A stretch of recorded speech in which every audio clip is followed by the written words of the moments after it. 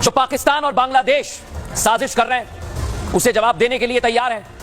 भारत की पूरी तैयारी है दर्शकों, और इसलिए आज हम कह रहे हैं कि सुन लो शहबाज और यूनिस, दिल्ली अभी बहुत दूर है, आपके बस का नहीं है, और इसकी पूरी एक्स्ट्रा रिपोर्ट आपको बताऊंगा। लेकिन पहले मैं दर्शकों आपको बताने वाला हूं कि किस तरह की साजिश की जा रही है, कैसे साजिश की जा रही है, आइए आपको दिखाता हूं। ये आप देखिए, बांग्लादेश साजिश कर रहा है, दूसरी तरफ है पाकिस्तान जो 2026 में जंग चाहता है दर्शकों, जंग। और इसके लिए भारत पूरी तरह से तैयार है। एक तरफ भारत पर कब्जा करने का सपना देख रहा है बांग्लादेश, और इसलिए हम कह रहे हैं कि भारत तैयार है। इसकी पूरी एक्स्ट्रा रिपोर्ट दर्शकों हमने तैयार की है। और सबसे बड़ी बात यही है दर्शकों कि आज पूरी दुनिया में हिंदुओं के खिलाफ एक चिंगारी जल रही है, और ये चिंगारी जलाने का जिम्मा कट्टरपंथियों ने उठा रखा है। बांग्लादेश, न्यूयॉर्क, कनाडा, पाकिस्तान, हर देश में हिंदुओं को जलालत झेलनी पड़ रही है। और अब इन कट्टरपंथियों की नजर भारत पर आ गई है दर्शकों, उस भारत पर जहां हिंदू बहुसंख्यक है। अब ये लोग दिल्ली कूच की तैयारी कर रहे हैं, कट्टर साजिश कर रहे हैं, और इसकी शुरुआत हुई है बांग्लादेश से। जब इस मुल्क की प्रधानमंत्री शेख हसीना को हिंदुओं का समर्थन करने की सजा मिली, उन्हें बांग्लादेश छोड़कर भागना पड़ा, और बांग्लादेश में कोहराम मच गया दर्शकों। इसके बाद हिंदुओं को बंधक बनाया गया, उन पर अत्याचार किया गया, महिलाओं को कट्टरपंथियों ने निशाने पर लिया, हिंदुओं के देवी देवताओं को निशाने पर लिया, मूर्तियां तोड़ी, तस्वीरें हमने आपको दिखाई।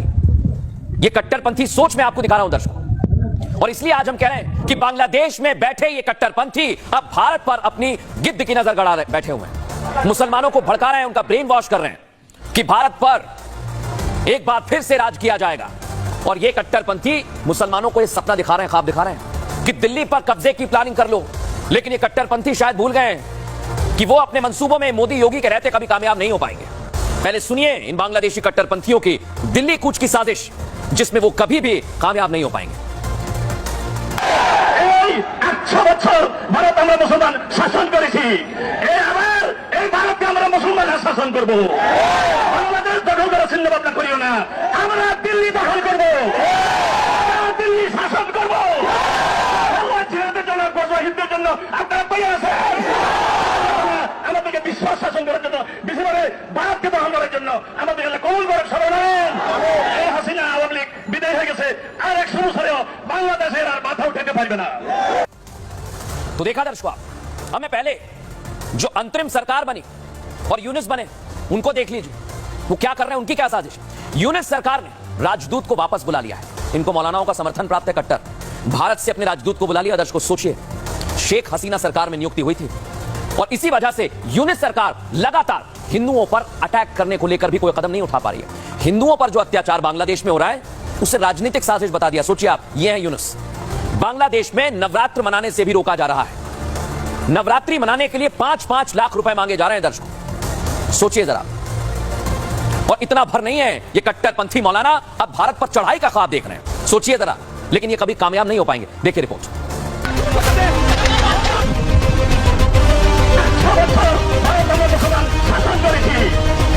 बांग्लादेश में कट्टरपंथियों ने नया ऐलान कर दिया, ऐलान भारत पर कब्जा करने का। और ये सब हो रहा है बांग्लादेश के अंतरिम प्रधानमंत्री मोहम्मद यूनुस के राज में, जहां ढाका में खुलेआम मस्जिदों से ऐलान किया जा रहा है कि भारत पर तो कब्जा करेंगे ही, जिहाद करने के लिए भी तैयार है। 100 বছর ভারত আমরা মুসলমান শাসন করেছি, এই ভারতকে আমরা মুসলমান শাসন করব। ছেলেদের জন্য, হিন্দুদের জন্য আপনারা পেয়ে আছেন। एक तरफ मस्जिदों से कट्टरपंथी अपने नापाक मंसूबों को जाहिर कर रहे हैं, तो दूसरी तरफ एक बार फिर हिंदुओं को टारगेट किया जा रहा है। जहां नवरात्रि मनाने पर रोक लगाने के बाद अब मां दुर्गा की प्रतिमाओं को निशाना बनाया गया, जिसकी गवाही ये तस्वीरें साफ साफ दे रही हैं, बता रही हैं हिंदुओं से कितनी नफरत है। शेख हसीना के बांग्लादेश छोड़ने के बाद से ही हिंदुओं को टारगेट किया जा रहा है। मोहम्मद यूनुस आंखों पर पट्टी बांधे हुए हैं, इसलिए वो इस हिंसा को धार्मिक ना बताकर राजनीतिक बता रहे हैं। और अब तो बांग्लादेश खुलकर भारत के विरोध में आ गया है, जिसका ताजा सबूत ये है कि बांग्लादेश ने भारत से अपने राजदूत को तुरंत वापस बुला लिया।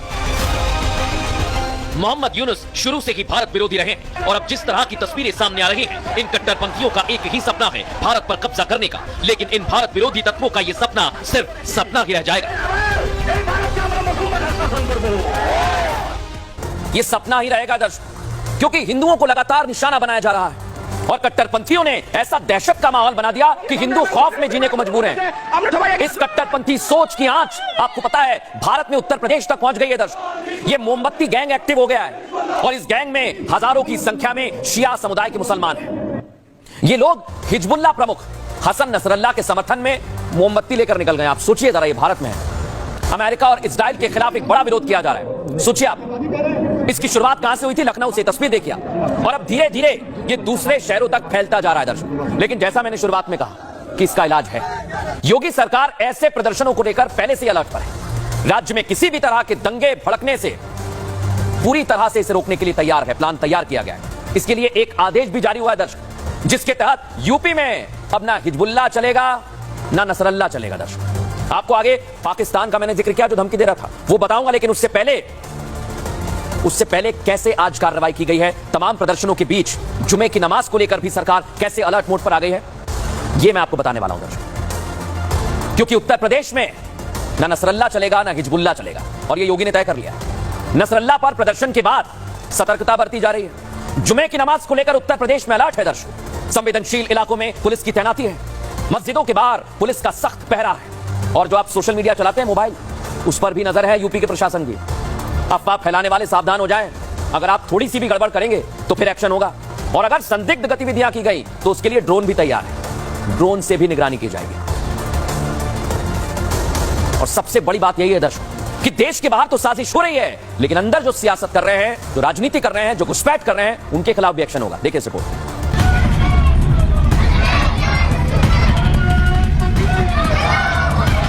हसन नसरल्लाह के खात्मे के बाद उत्तर प्रदेश में मोमबत्ती गैंग एक्टिव हो गया। जगह जगह मौत के विरोध में प्रदर्शन शुरू हो गया। पहले लखनऊ, फिर अमेठी और अब मुरादाबाद में नसरल्लाह के समर्थक सड़क पर आ गए।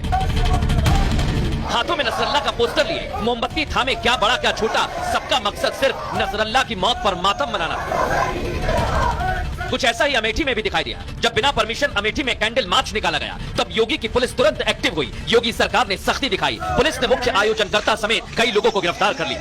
पुलिस ने एक्शन लेते हुए 11 नामजद सहित 51 लोगों की पहचान की है और 8 लोगों को गिरफ्तार किया। सरकार ने सख्त आदेश देते हुए कहा कि ऐसे लोगों का समर्थन करने वालों को बख्शा नहीं जाएगा। अब उत्तर प्रदेश में नो नसरल्लाह, नो हिजबुल्लाह होगा।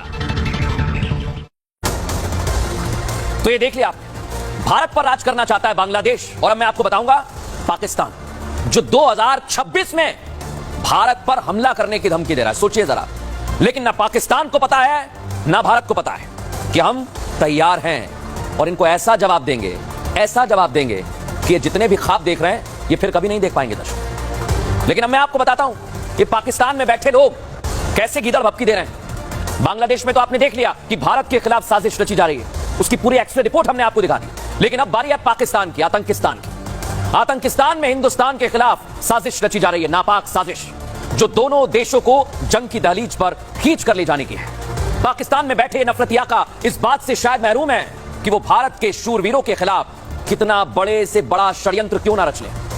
अंत में, आखिर में वो अपने ऐसे किसी भी सपने को पूरा करने में कामयाब नहीं हो पाएंगे, क्योंकि भारत के शेर, भारतीय सैनिक अपने देश की रक्षा में चट्टान की तरह खड़े हुए। और साजिश चाहे देश के खिलाफ हो या फिर शूरवीरों के खिलाफ, प्रधानमंत्री मोदी के नेतृत्व में भारत का बाल बांका भी नहीं कर पाएगा पाकिस्तान। ये सुन ले, क्योंकि पड़ोस में बैठा आतंकिस्तान सिर्फ जंग की गीदड़ भपकी दे सकता है, इससे ज्यादा कुछ नहीं कर पाएगा।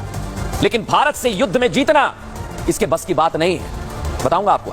लेकिन पहले पाकिस्तान के पूर्व सीनेटर असलियत जानने के बावजूद पाकिस्तानी मीडिया में, डिबेट शो में भारत को गीदड़ भपकी दे रहे हैं। सोचिए आप। और सुनवाता हूं जरा कि फैजल अबीदी कैसे गीदड़ भपकी दे रहा है। सुनिए जरा।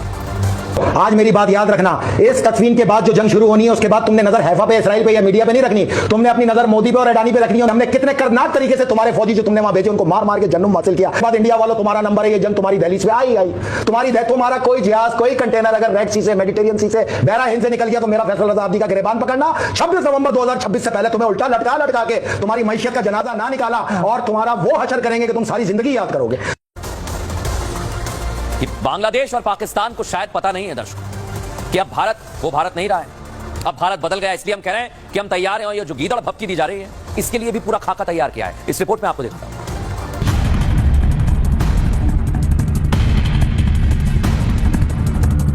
पाकिस्तान के पूर्व सीनेटर फैसल आबिदी को शायद 1971 की वो तस्वीर याद नहीं जब भारत के शूरवीरों ने पाकिस्तान की सेना को घुटने टेकने पर मजबूर कर दिया था। इसके बाद करगिल में मिली करारी हार से भी शायद आबिदी अनजान है, इसलिए भारत को गीदड़ भभकी दे रहा है। जिस पाकिस्तान के पास खाने तक के लिए पैसे नहीं, जो पाकिस्तान दुनिया में भीख का कटोरा लिए फिर रहा है, उस पाकिस्तान से भारत को 2026 में युद्ध वाली धमकी दी जा रही है। 26 नवंबर 2026 से पहले तुम्हें उल्टा लटका के तुम्हारी मैशत का जनाजा ना निकाला और तुम्हारा वो हशर करेंगे कि तुम सारी जिंदगी याद करोगे। शायद पाकिस्तान जानता नहीं है कि अब भारत बदल चुका है। ये नया भारत है जो अब घर में घुसकर मारता है, जिसका उदाहरण दुनिया देख चुकी है। अगर पाकिस्तान ने जरूरत की या दुश्मन देश ने जरूरत की तो 2016 में सर्जिकल स्ट्राइक और बालाकोट में एयर स्ट्राइक करने में भी कभी पीछे नहीं हटे। पाकिस्तान भारत की ताकत को कमजोर आंकने की कोशिश कर रहा है, जो उसकी सबसे बड़ी भूल है, क्योंकि ये नया भारत है जो किसी को छेड़ता नहीं और अगर कोई उसे छेड़ेगा तो फिर छोड़ता नहीं है। और 2026 वाला ख्वाब पाकिस्तान देख रहा है। भारत की मजबूत सरकार उसका ये ख्वाब भी तोड़ देगी।